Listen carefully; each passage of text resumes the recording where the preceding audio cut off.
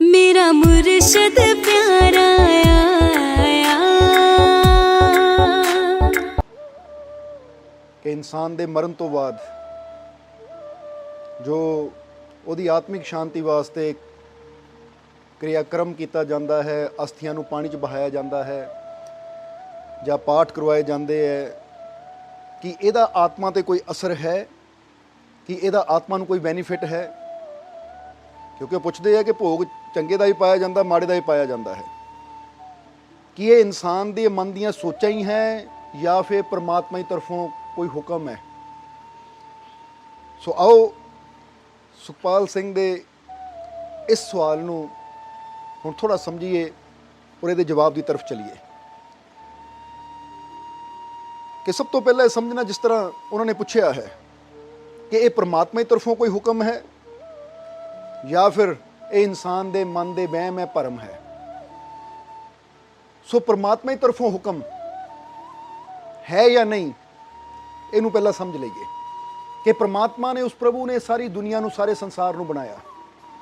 हुण तुसीं देखदे हो कि दुनिया एक है और दुनिया च किन्ने देश है, अलग अलग इंसान है, और जिन्ने भी इंसान है हर इंसान की अपनी अलग मान्यता है, अपनी अलग सोच है।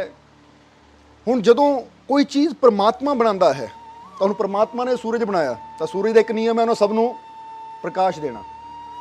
परमात्मा ने हवा नूं पैदा किया, तो हवा का नियम है उन्हें सब नूं जीवन देना, चाहे वो पेड़ पौधे होण, चाहे पशु पंछी होण, चाहे इंसान होण। यानी जो कुदरत की बनाई हुई किसी चीज़ नूं असीं देखते हैं, तो तुसीं देखोगे कि चाहे वो भारत विच है, चाहे वो बाहरली किसी कंट्री च है, वो इक्को ही है, क्योंकि सूरज इत्थे भी उही है तो हर देश विच उही है, हवा इत्थे भी उही है, हर देश विच उही है। चंद्रमा लै लो, सूरज लै लो, पानी लै लो, वो हर देश में उही है, क्योंकि कुदरत ने बनाया है, ये प्रभु ने बनाया होया है।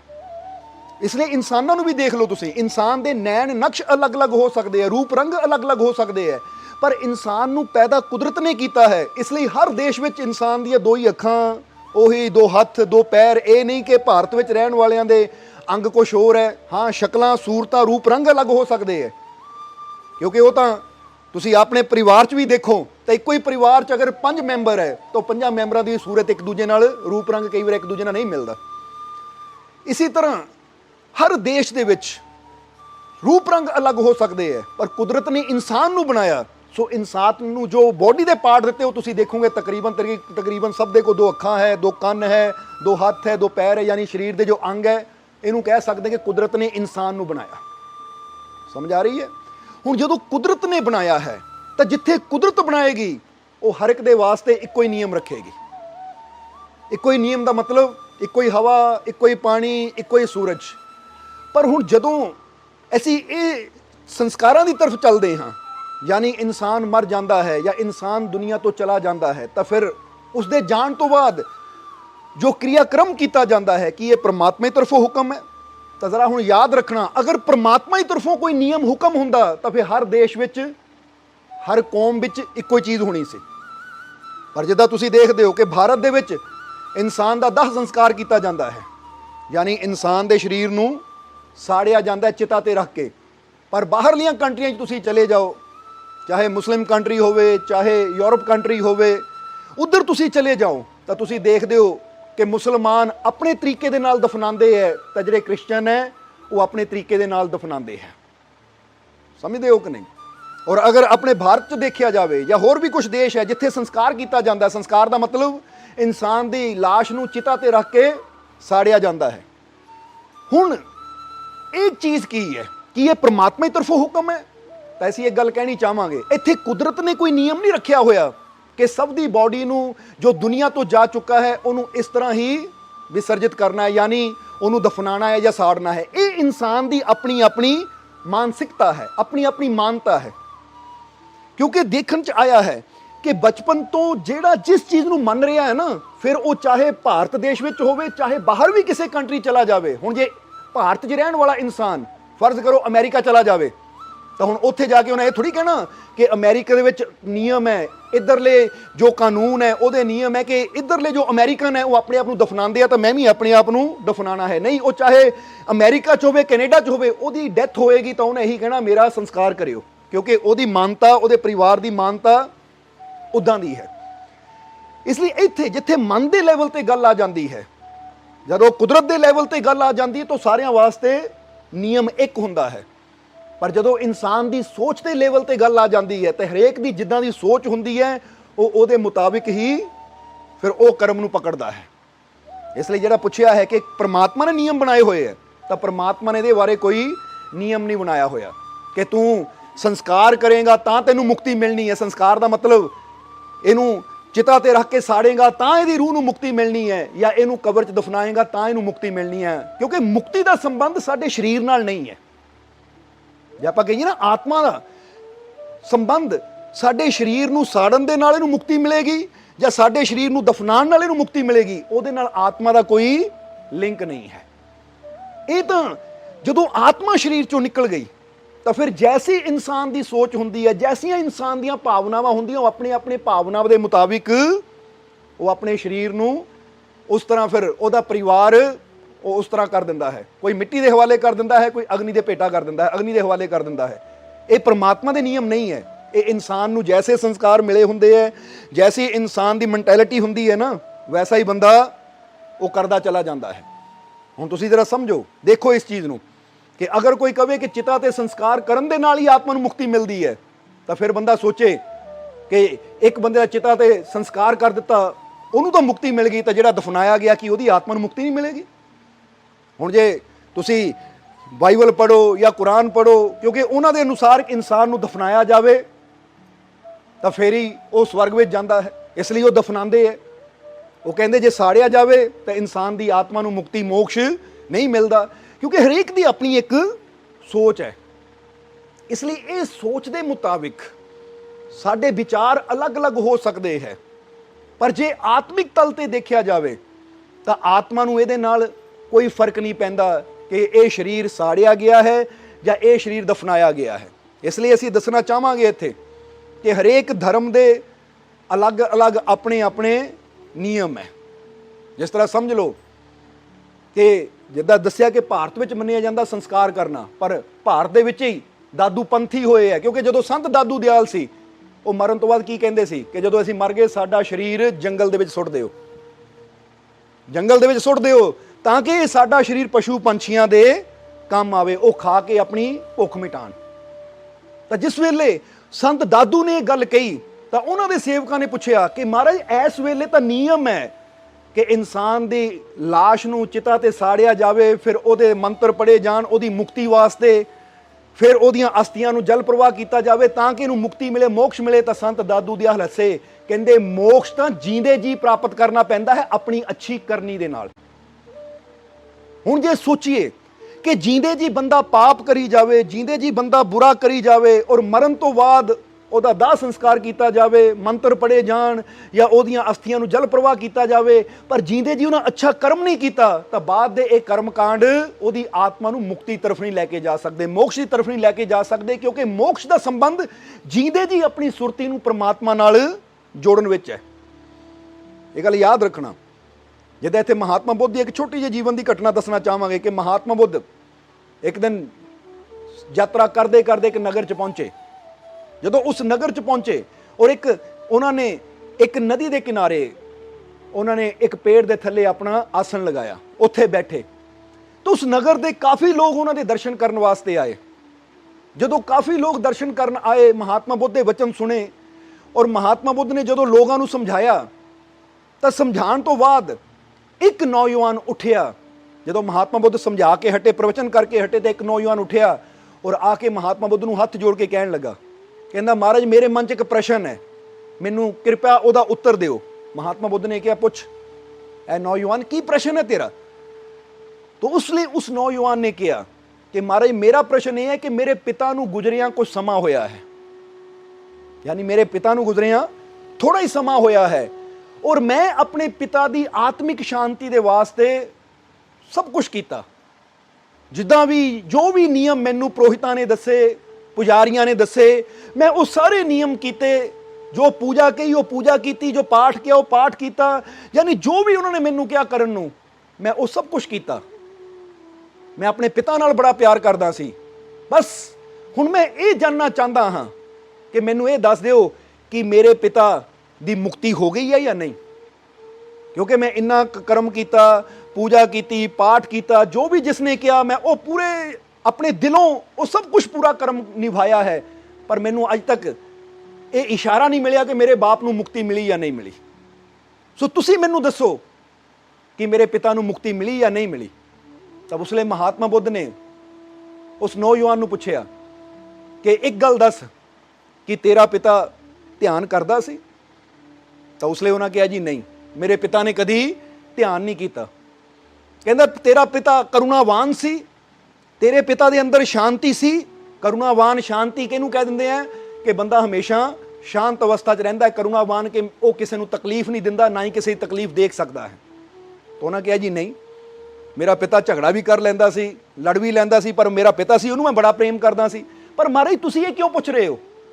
ਤੁਸੀਂ ਮੈਨੂੰ ਸਿੱਧਾ ਇਹ ਦੱਸੋ ਕਿ ਮੇਰੇ ਪਿਤਾ ਨੂੰ ਮੁਕਤੀ ਮਿਲੀ ਜਾਂ ਨਹੀਂ ਮਿਲੀ। ਕਿਉਂਕਿ ਮੈਂ ਸਾਰੇ क्रियाक्रम ਕਰ ਲਏ, ਜੋ ਵੀ ਕਿਹਾ ਕਿਸੇ ਪੁਜਾਰੀ ਨੇ, ਪੰਡਿਤ ਨੇ ਕਿ ਤੂੰ ਆਹ ਕਰਮ ਕਰ ਉਹਨੂੰ ਮੁਕਤੀ ਮਿਲ ਜਾਏਗੀ, ਉਹ ਮੈਂ ਸਭ ਕੁਝ ਕਰ ਲਿਆ।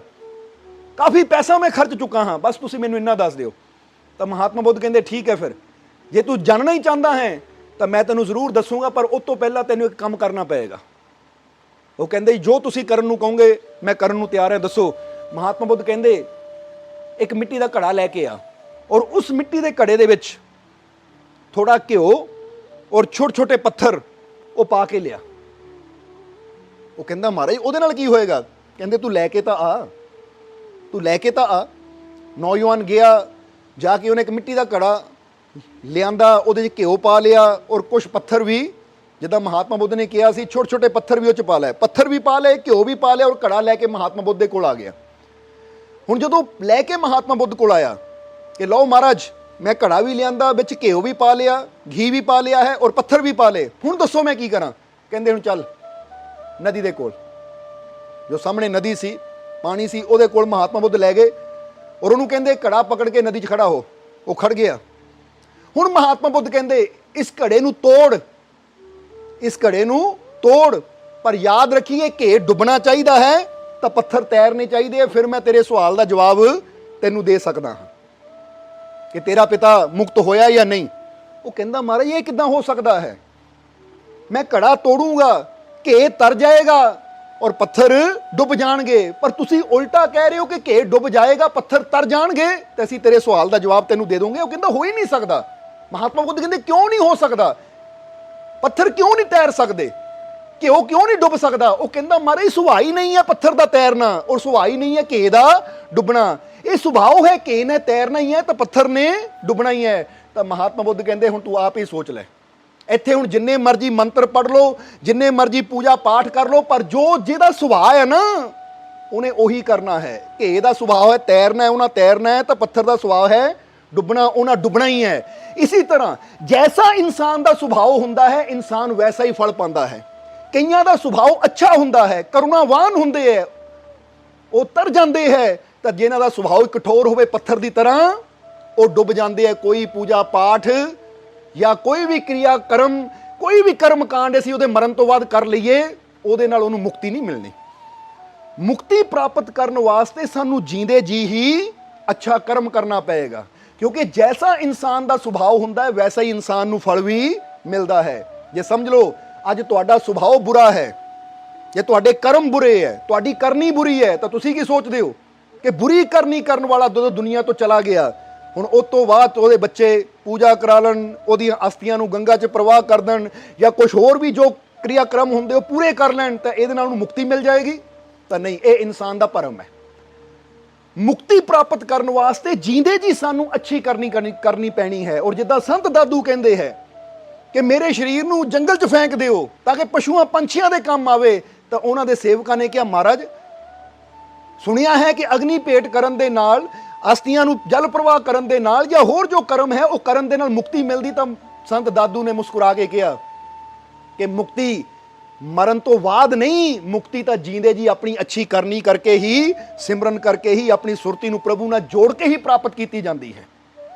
ਨਹੀਂ ਤਾਂ ਜ਼ਰਾ ਸੋਚੋ, ਜੇ ਮਰਨ ਤੋਂ ਬਾਅਦ ਇਦਾਂ ਦੇ ਕਰਮ ਕਾਂਡ ਕਰਨ ਦੇ ਨਾਲ ਹੀ ਇਨਸਾਨ ਨੂੰ ਮੁਕਤੀ ਮਿਲਦੀ, ਤਾਂ ਫਿਰ ਗੁਰੂ ਇਹ ਨਾ ਕਹਿੰਦੇ ਸਿਮਰਨ ਕਰ, ਗੁਰੂ ਇਹ ਨਾ ਕਹਿੰਦੇ ਦਇਆ ਕਰ, ਗੁਰੂ ਇਹ ਨਾ ਕਹਿੰਦੇ ਸਭ ਨਾਲ ਪਿਆਰ ਕਰ, ਸਭ ਤੇ ਕਰੁਣਾ ਕਰ। ਗੁਰੂ ਇਹ ਕਹਿੰਦੇ ਭਾਈ ਜ਼ਿੰਦਗੀ ਭਰ ਤੂੰ ਪਾਪ ਕਰ, ਜ਼ਿੰਦਗੀ ਭਰ ਤੂੰ ਬੁਰਾ ਕਰ, ਲੋਕਾਂ ਨਾਲ ਲੜਾਈ ਕਰ, ਠਗੀ ਕਰ, ਚੋਰੀ ਕਰ, ਮਾੜਾ ਕਰ, ਲੋਕਾਂ ਨਾਲ ਨਫ਼ਰਤ ਕਰ।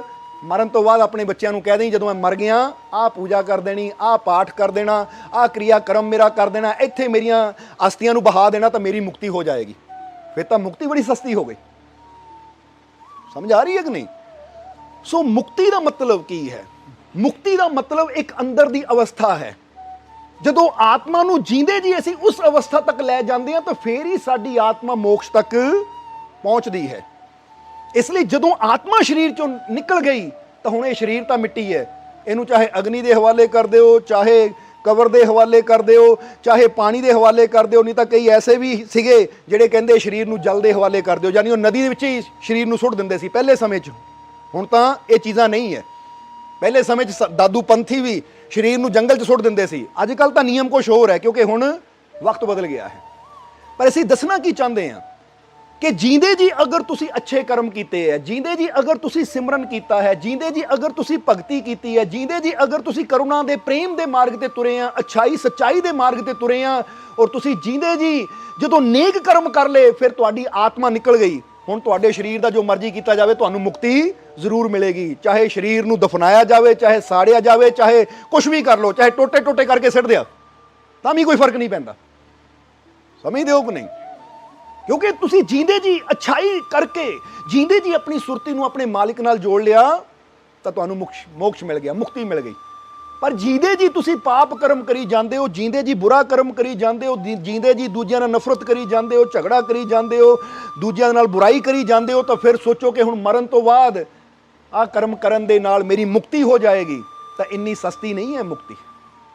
ਮੁਕਤੀ ਇਦਾਂ ਨਹੀਂ ਮਿਲਦੀ। ਮੁਕਤ ਹੋਣ ਵਾਸਤੇ ਤਾਂ ਜੀਂਦੇ ਜੀ ਆਪਣੇ ਆਪ ਨੂੰ ਉਸ ਮੰਜ਼ਿਲ ਤੱਕ ਲੈ ਕੇ ਜਾਣਾ ਪੈਂਦਾ ਹੈ ਜਿਹਨੂੰ ਮੋਕਸ਼ ਕਹਿੰਦੇ ਹੈ, ਜਿਹਨੂੰ ਪਰਮਾਨੰਦ ਕਹਿੰਦੇ ਹੈ। ਇਹ ਤਾਂ ਜ਼ਰਾ ਸੋਚੋ ਕਿ ਅਸੀਂ ਸ਼੍ਰੀ ਗੁਰੂ ਰਵਿਦਾਸ ਜੀ ਦਾ ਇੱਕ ਵਚਨ ਕਈ ਵਾਰ ਕਹੀਦਾ ਹੈ ਕਿ ਬਹੁਤ ਜਨਮ ਵਿਛੜੇ ਥੇ ਮਾਧੋ ਜੇ ਜਨਮ ਤੁਮਹਾਰੇ ਲੇਖੇ। ਬੋਲੋ ਸੁਣਦੇ ਆ ਕਿ ਨਹੀਂ ਅਸੀਂ ਸਾਰੇ? ਇੱਥੇ ਉਹਨਾਂ ਨੇ ਕਿਹਾ ਬਹੁਤ ਜਨਮ ਵਿਛੜੇ ਥੇ ਮਾਧੋ ਜੇ ਜਨਮ ਤੁਮਹਾਰੇ ਲੇਖੇ। ਤਾਂ ਜ਼ਰਾ ਸੋਚੋ ਜੇ ਮਰਨ ਤੋਂ ਬਾਅਦ ਕਿਰਿਆ ਕਰਮ ਕਰਨ ਦੇ ਨਾਲ ਹੀ ਬੰਦੇ ਨੂੰ ਮੁਕਤੀ ਮਿਲਦੀ ਤਾਂ ਗੁਰੂਆਂ ਨੂੰ ਇਹ ਕਹਿਣ ਦੀ ਲੋੜ ਹੀ ਨਹੀਂ ਸੀ, ਕਿਉਂਕਿ ਹਰ ਜਨਮ 'ਚ ਜਦੋਂ ਬੰਦਾ ਮਰਦਾ ਤਾਂ ਲੋਕ ਸਭ ਕੁਝ ਕਰਦੇ ਉਹਦੀ ਖਾਤਰ। ਕਰਦੇ ਆ ਕਿ ਨਹੀਂ? ਹੁਣ ਜ਼ਰਾ ਸੋਚੋ, ਕਿਉਂਕਿ ਇਹਨੂੰ ਥੋੜਾ ਗੁਰੂਆਂ ਦੇ ਲੈਵਲ ਨਾਲ ਸੋਚੀਏ ਕਿ ਗੁਰੂਆਂ ਨੇ ਕਿਹਾ ਬਹੁਤ ਜਨਮ, ਇਹਦਾ ਮਤਲਬ ਕਹਿੰਦੇ ਤੇਰੇ ਬਹੁਤ ਜਨਮ ਹੋਏ ਹੈ। ਹੁਣ ਫਰਜ਼ ਕਰੋ ਇੱਥੇ ਉਦਾਹਰਨ ਲੈਣੀ ਹੈ ਗੁਰੂ ਦੇ ਸ਼ਬਦ ਤੋਂ ਕਿ ਜੇ ਪਿਛਲਾ ਜਨਮ ਬੰਦੇ ਦਾ ਹੋਇਆ ਹੈ ਤਾਂ ਪਿਛਲੇ ਜਨਮ 'ਚ ਵੀ ਚਾਹੇ ਬੰਦਾ ਕਿਸੇ ਵੀ ਜਾਤ ਸੀ, ਕਿਸੇ ਵੀ ਧਰਮ ਸੀ, ਜਦੋਂ ਮਰਿਆ ਹੋਣਾ ਉਹਦੇ ਸਰੀਰ ਨੂੰ ਕਰਮ ਕਾਂਡ ਦੇ ਨਾਲ ਕਿਤੇ ਨਾ ਕਿਤੇ ਤਾਂ ਕੁਝ ਕੀਤਾ ਹੀ ਹੋਣਾ, ਚਾਹੇ ਸੰਸਕਾਰ ਕੀਤਾ ਹੋਵੇ, ਚਾਹੇ ਦਫਨਾਇਆ ਹੋਵੇ, ਚਾਹੇ ਪੂਜਾ ਕੀਤੀ ਹੋਵੇ, ਚਾਹੇ ਉੱਥੇ ਕੋਈ ਅਰਦਾਸ ਕੀਤੀ ਹੋਵੇ, ਚਾਹੇ ਕੋਈ ਦੁਆ ਕੀਤੀ ਹੋਵੇ। ਪਰ ਫਿਰ ਵੀ ਗੁਰੂ ਕਹਿੰਦੇ ਹੈ ਜ਼ਰਾ ਸਮਝਣਾ ਕਿ ਅਗਰ ਹਰ ਜਨਮ 'ਚ ਉਹ ਤੇਰਾ ਕਿਰਿਆ ਕਰਮ ਹੁੰਦਾ ਆ ਗਿਆ ਤਾਂ ਫਿਰ ਇਸ ਜਨਮ 'ਚ ਤਾਂ ਤੂੰ ਹੋਣੇ ਨਹੀਂ ਚਾਹੀਦਾ ਸੀ, ਫਿਰ ਤੈਨੂੰ ਮੋਕਸ਼ ਨੂੰ ਪ੍ਰਾਪਤ ਕਰਨਾ ਚਾਹੀਦਾ ਸੀ। ਪਰ ਉਹ ਕਹਿੰਦੇ ਜੇ ਜਨਮ ਤੁਮਹਾਰੇ ਲੇਖੇ, ਉਹ ਕਹਿੰਦੇ ਪਿਛਲੇ ਇੰਨੇ ਜਨਮ ਤੂੰ ਭਟਕਦਾ ਆ ਗਿਆ, ਪਿਛਲੇ ਇੰਨੇ ਜਨਮ ਤੂੰ ਲਏ, ਜਿੱਦਾਂ ਕਹਿੰਦੇ ਨਾ ਕੱਪੜ ਰੂਪ ਸੁਹਾਵਣਾ ਛੱਡ ਦੁਨੀਆ ਅੰਦਰ ਜਾਵਣਾ। ਪਤਾ ਨਹੀਂ ਕਿੰਨੀ ਕੁ ਵਾਰੀ ਇਹ ਕੱਪੜਾ ਬਦਲਿਆ ਤੂੰ। ਕਈ ਜਨਮ ਭੈ ਕੀਟ ਪਤੰਗਾ, ਕਈ ਜਨਮ ਗਾ ਜ਼ਮੀਨ ਪਰੰਗਾ। ਇਹ ਤਾਂ ਗੁਰੂ ਅਰਜੁਨ ਦੇਵ ਜੀ ਨੇ ਵੀ ਆਪਣੀ ਬਾਣੀ 'ਚ ਦੱਸਿਆ ਹੋਇਆ ਹੈ। ਇਸ ਲਈ ਗੁਰੂਆਂ ਰਹਿਬਰਾਂ ਦੇ ਅਗਰ ਇਹਨਾਂ ਵਚਨਾਂ ਨੂੰ ਅਸੀਂ ਸਮਝੀਏ, ਉਹ ਕਹਿੰਦੇ ਜਨਮ ਤਾਂ ਤੂੰ ਕਦੋਂ ਦਾ ਲੈਂਦਾ ਆ ਗਿਆ, ਪਰ ਹਾਲੇ ਤੱਕ ਮੁਕਤੀ ਕਿਉਂ ਨਹੀਂ ਮਿਲੀ, ਹਾਲੇ ਤੱਕ ਮੋਕਸ਼ ਕਿਉਂ ਨਹੀਂ ਮਿਲਿਆ, ਹਾਲੇ ਤੱਕ ਉਹ ਪਰਮਾਨੰਦ ਕਿਉਂ ਨਹੀਂ ਮਿਲਿਆ? ਉਹਦਾ ਕਾਰਨ ਇੱਕੋ ਹੀ ਹੈ ਕਿ ਹਾਲੇ ਤੱਕ ਤੂੰ ਆਪਣੀ ਸੁਰਤੀ ਨੂੰ ਉੱਥੇ ਤੱਕ ਨਹੀਂ ਪਹੁੰਚਾਇਆ, ਹਾਲੇ ਤੱਕ ਆਪਣੇ ਮਨ ਨੂੰ ਤੂੰ ਨਿਰਮਲ ਨਹੀਂ ਕੀਤਾ, ਹਾਲੇ ਤੱਕ ਆਪਣੇ ਅੰਦਰੋਂ ਤੂੰ ਵਿਕਾਰ ਨਹੀਂ ਛੱਡੇ, ਆਪਣੇ ਅੰਦਰੋਂ ਤੂੰ ਬੁਰਾਈਆਂ ਨਹੀਂ ਛੱਡੀਆਂ, ਆਪਣੇ ਅੰਦਰ ਤੂੰ ਅੱਛਾਈ ਨੂੰ ਪੈਦਾ ਨਹੀਂ ਕੀਤਾ। ਕਿਉਂਕਿ ਜਦੋਂ ਤੂੰ ਅੱਛਾਈ ਨੂੰ ਪੈਦਾ ਕਰਦਾ ਹੈ ਤਾਂ ਫਿਰ ਤੇਰਾ ਮਨ ਪਰਮਾਤਮਾ ਨਾਲ ਜੁੜ ਜਾਂਦਾ ਹੈ, ਔਰ ਜਦੋਂ ਮਨ ਉਹਦੇ ਨਾਲ ਜੁੜ ਗਿਆ ਤਾਂ ਹੁਣ ਜ਼ਰਾ ਦੇਖੋ ਕਬੀਰ ਸਾਹਿਬ ਦੇ ਜੀਵਨ ਬਾਰੇ ਕਿਹਾ ਜਾਂਦਾ ਹੈ ਕਿ ਜਦੋਂ ਕਬੀਰ ਸਾਹਿਬ ਦਾ ਅੰਤਿਮ ਵਕਤ ਆਇਆ ਤਾਂ ਉਸ ਵੇਲੇ ਕਬੀਰ ਸਾਹਿਬ ਨੇ ਕਿਹਾ ਕਿ ਹੁਣ ਅਸੀਂ ਸੰਸਾਰ ਤੋਂ ਜਾ ਰਹੇ ਹਾਂ, ਕਹਿ ਕੇ ਆਪਣੀ ਕੁਟੀਆ ਅੰਦਰ ਗਏ ਔਰ ਲੇਟ ਗਏ। ਤਾਂ ਬਾਹਰ ਉਹਨਾਂ ਦੇ ਸੇਵਕ ਹਿੰਦੂ ਵੀ ਸੀ, ਮੁਸਲਮਾਨ ਵੀ ਸੀ, ਤਾਂ ਦੋਨੇ ਹੀ ਝਗੜਨ ਲੱਗ ਗਏ। ਮੁਸਲਮਾਨ ਕਹਿੰਦੇ ਅਸੀਂ ਦਫਨਾਣਾ ਹੈ, ਤਾਂ ਹਿੰਦੂ ਸੇਵਕ ਸੀ ਉਹ ਕਹਿੰਦੇ ਅਸੀਂ ਸੰਸਕਾਰ ਕਰਨਾ ਹੈ। ਦੋਨਾਂ ਝਗੜਾ ਹੋ ਗਿਆ। ਉਹ ਕਹਿੰਦੇ ਸਾਡਾ ਪੀਰ ਹੈ, ਉਹ ਕਹਿੰਦੇ ਸਾਡਾ ਗੁਰੂ ਹੈ। ਤਾਂ ਅੰਦਰੋਂ ਆਵਾਜ਼ ਆਈ, ਕਬੀਰ ਸਾਹਿਬ ਕਹਿੰਦੇ ਉਹ ਸਾਡੇ ਸਰੀਰ ਨੂੰ ਲੈ ਕੇ ਝਗੜ ਰਹੇ ਹੋ, ਆ ਕੇ ਦੇਖ ਤਾਂ ਲਓ ਇੱਕ ਵਾਰ। ਇਹ ਕਹਿਣ ਦੀ ਗੱਲ ਹੈ, ਇਹ ਸਮਝਣ ਦੀ ਗੱਲ ਹੈ, ਕਿਉਂਕਿ ਅਸੀਂ ਸਿਰਫ ਸੁਣਨਾ ਨਹੀਂ ਹੈ, ਸਮਝਣਾ ਹੈ ਕਿ ਇੱਥੇ ਇਹਦੇ ਪਿੱਛੇ ਲੌਜਿਕ ਕੀ ਹੈ, ਇਸ਼ਾਰਾ ਕੀ ਹੈ ਸਾਨੂੰ ਸਮਝਾਉਣ ਦੀ ਖਾਤਰ। ਕਿ ਜਿਸ ਵੇਲੇ ਉਹਨਾਂ ਨੇ ਦਰਵਾਜ਼ਾ ਖੋਲ੍ਹਿਆ, ਕਹਿੰਦੇ ਉੱਥੇ ਕਬੀਰ ਸਾਹਿਬ ਦਾ ਸਰੀਰ ਨਹੀਂ ਸੀ, ਫੁੱਲ ਸੀ। ਔਰ ਜਿਹੜੇ ਮੁਸਲਮਾਨ ਸੀ ਉਹਨਾਂ ਨੇ ਉਹ ਫੁੱਲਾਂ ਨੂੰ ਕਬਰ ਵਿੱਚ ਦਫਨਾਇਆ, ਤਾਂ ਜਿਹੜੇ ਹਿੰਦੂ ਸੀ ਉਹਨਾਂ ਨੇ ਉਹਦਾ ਸੰਸਕਾਰ ਕੀਤਾ। ਪਰ ਹੁਣ ਕਬੀਰ ਸਾਹਿਬ ਤਾਂ ਜਾ ਚੁੱਕੇ ਸੀ, ਜਿੱਥੇ ਉਹ ਜਿਸ ਆਨੰਦ ਵਿੱਚ ਜਾਣਾ ਸੀ ਉਹ ਤਾਂ ਆਪਣੀ ਮੰਜ਼ਿਲ ਤੇ ਪਹੁੰਚ ਚੁੱਕੇ ਸੀ। ਇਹ ਇਸ਼ਾਰਾ ਕੀ ਹੈ? ਇਸ ਕਹਾਣੀ ਤੋਂ ਵੀ, ਕਬੀਰ ਸਾਹਿਬ ਦੇ ਜੀਵਨ ਤੋਂ ਵੀ ਅਸੀਂ ਇਹ ਇਸ਼ਾਰਾ ਲੈ ਸਕਦੇ ਕਿ ਇਹ ਪਿਆਰਿਆ, ਜੀਂਦੇ ਜੀ ਆਪਣੀ ਸੁਰਤੀ ਨੂੰ ਪ੍ਰਮਾਤਮਾ ਨਾਲ ਜੋੜ ਦੇ, ਫਿਰ ਮਰਨ ਤੋਂ ਬਾਅਦ ਉਹ ਕਹਿੰਦੇ ਚਾਹੇ ਤੇਰਾ ਸਰੀਰ ਦਫਨਾਇਆ ਜਾਵੇ, ਚਾਹੇ ਤੇਰੇ ਸਰੀਰ ਨੂੰ ਸਾੜਿਆ ਜਾਵੇ, ਉਹਦੇ ਨਾਲ ਕੋਈ ਇਹ ਆਤਮਾ ਨੂੰ ਫਰਕ ਨਹੀਂ ਪੈਂਦਾ। ਕਿਉਂਕਿ ਆਤਮਾ ਨੂੰ ਤਾਂ ਜੋ ਜੀਂਦੇ ਜੀ ਤੂੰ ਕਰ ਲੈਣਾ ਹੈ ਉਹਦਾ ਹੀ ਪ੍ਰਭਾਵ ਤੈਨੂੰ ਮਿਲਣਾ ਹੈ। ਹੁਣ ਜ਼ਰਾ ਸੋਚ ਕੇ ਦੇਖੋ, ਫਰਜ਼ ਕਰੋ ਇੱਕ ਇਨਸਾਨ ਭੁੱਖਾ ਬੈਠਾ ਹੈ ਤੁਹਾਡੇ ਸਾਹਮਣੇ, ਸਮਝਦੇ ਹੋ ਕਿ ਨਹੀਂ? ਇੱਕ ਇਨਸਾਨ ਭੁੱਖਾ ਤੁਹਾਡੇ ਸਾਹਮਣੇ ਬੈਠਾ ਹੈ। ਹੁਣ ਤੁਸੀਂ ਲਿਆਓ ਕਿਸੇ ਪੁਜਾਰੀ ਨੂੰ ਜਾਂ ਕਿਸੇ ਪੰਡਤ ਜੀ ਨੂੰ ਕਿ ਲਓ ਜੀ ਕੋਈ ਇਦਾਂ ਦਾ ਮੰਤਰ ਪੜੋ, ਇਹ ਭੁੱਖੇ ਦਾ ਪੇਟ ਭਰ ਜਾਵੇ।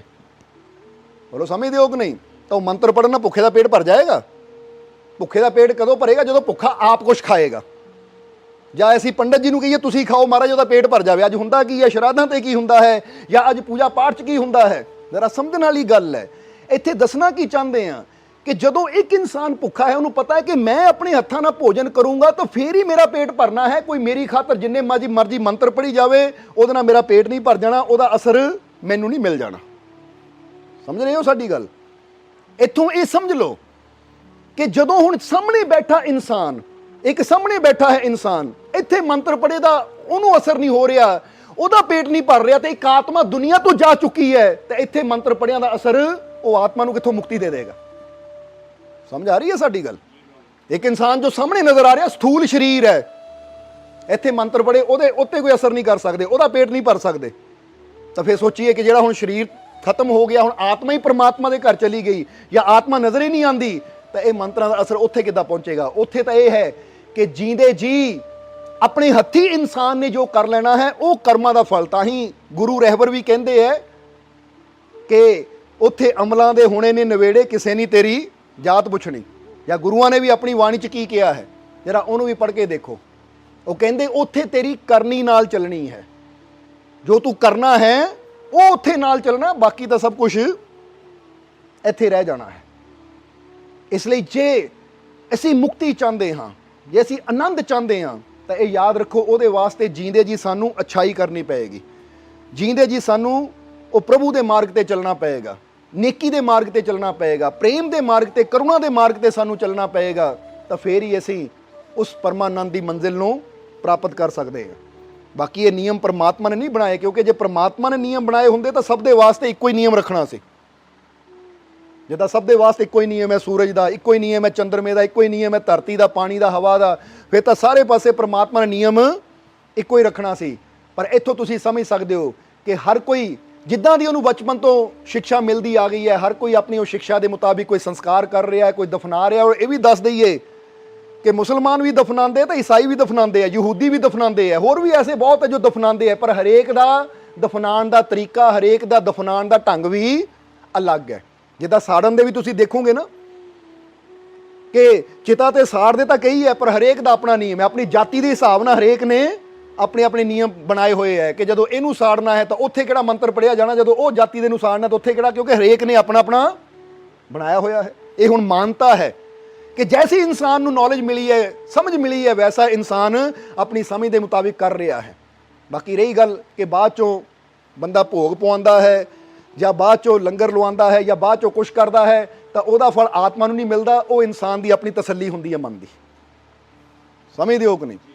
ਜਿੱਦਾਂ ਹੁਣ ਫਰਜ਼ ਕਰੋ ਇੱਕ ਮਾਤਾ ਪਿਤਾ ਹੈ, ਜਦੋਂ ਬੱਚੇ ਜੀਂਦੇ ਜੀ ਉਹਨਾਂ ਦੀ ਪੂਰੀ ਸੇਵਾ ਨਾ ਕਰ ਪਾਉਣ ਔਰ ਫਿਰ ਉਹਨਾਂ ਨੂੰ ਕੁਝ ਹੋ ਜਾਂਦਾ, ਤਾਂ ਉਹਨਾਂ ਦੇ ਮਨ ਹੁੰਦਾ ਉਹ ਮੈਂ ਆਪਣੇ ਮਾਂ-ਬਾਪ ਨੂੰ ਪੂਰਾ ਟਾਈਮ ਨਹੀਂ ਦੇ ਪਾਇਆ, ਆਪਣੇ ਮਾਂ-ਬਾਪ ਦੀ ਪੂਰੀ ਸੇਵਾ ਨਹੀਂ ਕਰ ਪਾਇਆ, ਤਾਂ ਉਹਦੇ ਮਨ 'ਚ ਆਪਣੇ ਆਪ ਨੂੰ ਇੱਕ ਗਿਲਟੀ ਫੀਲ ਕਰਦਾ ਹੈ ਉਹ। ਤਾਂ ਫਿਰ ਹੁਣ ਆਪਣੀ ਤਸੱਲੀ ਕਿੱਦਾਂ ਹੋਣੀ ਹੈ ਕਿ ਹੁਣ ਮਾਤਾ ਪਿਤਾ ਦੁਨੀਆ ਚਲੇ ਗਏ, ਪਰ ਮੈਂ ਅੱਛੇ ਤੋਂ ਅੱਛਾ ਕੋਈ ਇਹਨਾਂ ਦੀ ਖਾਤਰ ਲੰਗਰ ਲਾ ਦੇਵਾਂ। ਜ਼ਰਾ ਸਮਝਣਾ ਸਾਰੇ ਜੀ। ਔਰ ਇੱਥੇ ਵੀ ਇਹ ਦੱਸਣਾ ਚਾਹਾਂਗੇ ਕਿ ਜਿਹੜਾ ਜੀਂਦੇ ਜੀ ਮਾਂ-ਬਾਪ ਦੀ ਸੇਵਾ ਕਰ ਲੈਂਦਾ ਹੈ ਨਾ, ਜਿਹੜਾ ਜੀਂਦੇ ਜੀ ਆਪਣੇ ਪਰਿਵਾਰ ਦੇ ਮੈਂਬਰਾਂ ਨੂੰ ਪਿਆਰ ਦੇ ਦਿੰਦਾ ਹੈ, ਫਿਰ ਜਦੋਂ ਉਹ ਦੁਨੀਆ ਤੋਂ ਚਲੇ ਵੀ ਜਾਣ ਤਾਂ ਫਿਰ ਉਹਦੇ ਮਨ 'ਚ ਇਹ ਨਹੀਂ ਹੁੰਦਾ ਕਿ ਹੁਣ ਮੈਂ ਬਹੁਤ ਸਪੈਸ਼ਲ ਕੁਛ ਕਰਾਂ, ਕਿਉਂਕਿ ਉਹਨੂੰ ਪਤਾ ਹੈ ਮੈਂ ਜੋ ਕਰ ਚੁੱਕਾ ਹਾਂ ਇਹਦੇ 'ਚ ਮੇਰੇ ਮਾਂ-ਬਾਪ ਮੇਰੇ ਤੋਂ ਖੁਸ਼ ਹੋ ਕੇ ਗਏ ਹੈ। ਹੁਣ ਮੈਂ ਜੇ ਸਾਦਾ ਲੰਗਰ ਵੀ ਲਵਾ ਦੇਵਾਂ ਦਾਲ ਫੁਲਕੇ ਦਾ ਤਾਂ ਵੀ ਕੋਈ ਫਰਕ ਨਹੀਂ ਪੈਂਦਾ, क्योंकि ये तो हुण दुनिया के रीति रिवाज है। बाकी मेरे माँ बाप नूं जो मैं प्रेम देना सी वो तो मैं जींदे जी पूरा दे चुका हाँ। इसलिए एक गल इत्थे तुहानूं सारिआं नूं कहना चाहांगे कि जींदे जी इंसान नाल प्यार कर लो, जींदे जी इंसान की पुछ प्रतीत कर लो, जींदे जी इंसान की कदर कर लो। मरण तो बाद चाहे माँ होवे, बाप होवे, भैन होवे, भरा होवे, साडा कोई भी रिश्तेदार होवे, पति होवे, पत्नी होवे, मरण तो बाद जिन्ना मर्जी रोई जाइए, मरण तो बाद जिन्ने मर्जी लंगर लवाई जाइए, मरण तो बाद जिन्ने मर्जी पूजा पाठ करवाई जाइए, हुण उहदी आत्मा नूं शांति नहीं मिलनी इन्हां चीज़ां नाल। पर जींदे जी अगर तुसीं हस के बुला लओगे, बैठ लओगे, जींदे जी उहदा हाल चाल पुछ लओगे, तो फिर उहदी मन नूं शांति जरूर मिलेगी। जरा सोच के देखो ये गल सही है कि नहीं। हुण फर्ज करो एक बीमार आदमी है, जींदे जी तुसीं उहदे कोल बहिंदे हो, ਉਹਨੂੰ टाइम ਦਿੰਦੇ हो, ਉਹਦਾ हाल चाल ਪੁੱਛਦੇ ਹੋ, ਉਹਦੇ ਨਾਲ खुशी की गल करते हो, तो ਉਹਦੀ आत्मा ਤੁਹਾਡੇ ਵੱਲੋਂ ਠੰਡੀ ਰਹੇਗੀ। ਹੁਣ जींदे जी ਤੁਸੀਂ ਪੁੱਛੋ ਨਾ, पानी तक ना ਦਿਓ, ਤਾਂ ਮਰਨ ਤੋਂ ਬਾਅਦ ਤੁਸੀਂ ਕਹੋ ਹੋ ਹੁਣ ਇਹਦੀ आत्मा की शांति की खातर मैं आ खीर का लंगर लवा देवां, पूड़ियां का लंगर लवा देवां, ਇੱਥੇ मैं ये कर देवां, वो कर देवां। ਤਾਂ ਹੁਣ जींदे जी ਉਹਨੂੰ शांति नहीं दे पाए ਅਸੀਂ, ਤਾਂ ਮਰਨ ਤੋਂ ਬਾਅਦ ਇਹ ਚੀਜ਼ਾਂ ਕਰਨ ਨਾਲ ਕੀ ਉਹਨੂੰ ਸ਼ਾਂਤੀ ਮਿਲੇਗੀ। ਸ਼ਾਇਦ ਉਹਦੀ ਆਤਮਾ ਵੀ ਇਹੀ ਕਹਿੰਦੀ ਹੋਏਗੀ, ਉਹ ਭਾਈ ਜਦੋਂ ਤੇਰੇ ਕੋਲ ਸੀ ਉਦੋਂ ਪੁੱਛਿਆ ਨਹੀਂ, ਉਦੋਂ ਟਾਈਮ ਨਹੀਂ ਸੀ ਦੇਖੋ ਮੇਰੇ ਕੋਲ ਬੈਠਣ ਦਾ, ਤਾਂ ਹੁਣ ਤੂੰ ਮੇਰੀ ਖਾਤਰ ਆ ਅਡੰਬਰ ਰਚ ਰਿਹਾ, ਹੁਣ ਇਹਦਾ ਫਾਇਦਾ ਕੀ। ਆਪਣੇ ਪਰਿਵਾਰ ਦੇ ਕੋਲ ਬਹਿੰਦੇ ਹੋ, ਆਪਣੇ ਰਿਸ਼ਤੇਦਾਰਾਂ ਨੂੰ ਹਾਲ ਚਾਲ ਪੁੱਛ ਲੈਂਦੇ ਹੋ, ਟਾਈਮ ਕੱਢ ਕੇ ਉਹਨਾਂ ਕੋਲ ਬਹਿੰਦੇ ਹੋ, ਉਹਨਾਂ ਨੂੰ ਖੁਸ਼ੀ ਮਿਲਦੀ, ਤਾਂ ਸਮਝ ਲਓ ਤੁਸੀਂ ਦੁਨੀਆ ਦਾ ਸਭ ਤੋਂ ਬੜਾ ਗਿਫਟ ਦੇ ਰਹੇ ਹੋ। ਉਹਨਾਂ ਦਾ ਮਨ ਵੀ ਸ਼ਾਂਤ ਰਹੇਗਾ, ਉਹਨਾਂ ਦਾ ਹਿਰਦਾ ਵੀ ਪ੍ਰਸੰਨ ਰਹੇਗਾ, और फिर तुहानू भी चिंता करने की लोड़ नहीं कि हुण मर गया तो इहदी आत्मा नूं किद्दां शांति मिले, क्योंकि शांति जींदे जी दे दो अपनी करनी नाल दूजे नूं, तां जींदे जी दे दो अपनी करनी नाल अपने आप नूं। क्योंकि मरण तो बाद ना तुसीं दूजे नूं शांति दे सकदे हो, तां ना दूजा तुहानू शांति दे सकदा है। ये तुहाडी करनी ही तुहानू मोक्ष तक लैके जाएगी, तुहाडी करनी ही तुहानू मंजिल तक लैके जाएगी। जिस तरह एक बार किसी जीव ने सानू सवाल किया कि मालको हत्थ विच ਕਿਹੜੀ ਮਾਲਾ ਫੜਨੀ ਚਾਹੀਦੀ ਹੈ, ਯਾਨੀ ਕੋਈ ਚੰਦਨ ਦੀ ਮਾਲਾ ਫੜੀਏ, ਤੁਲਸੀ ਦੀ ਮਾਲਾ ਫੜੀਏ, ਜਾਂ ਰੁਦਰਾਕਸ਼ ਦੀ ਮਾਲਾ ਫੜੀਏ, ਸੁੱਚੇ ਮੋਤੀਆਂ ਦੀ ਮਾਲਾ ਫੜੀਏ, ਕਿ ਜਿਹਦਾ ਸਾਡੇ ਜੀਵਨ ਤੇ ਜ਼ਿਆਦਾ ਅਸਰ ਹੋਵੇ। ਕਿਉਂਕਿ ਕਿਹਾ ਜਾਂਦਾ ਨਾ ਸਿਮਰਨ ਕਰਨ ਵੇਲੇ, ਹੁਣ ਕਈ ਜਗ੍ਹਾ ਅਸੀਂ ਨਹੀਂ ਕਹਿੰਦੇ ਇਹ, ਕਿਉਂਕਿ ਅਸੀਂ ਤਾਂ ਆਪਣੇ ਜੀਵਨ ਬਾਰੇ ਦੱਸਿਆ ਹੈ कि साहिब ने एक दिन तस्वीर ही तोड़ दी, पूछा जो किसी ने तो उसको दिया जवाब, क्यों गिन के नाम लूं मैं उसका जो मुझे देता है बेहिसाब।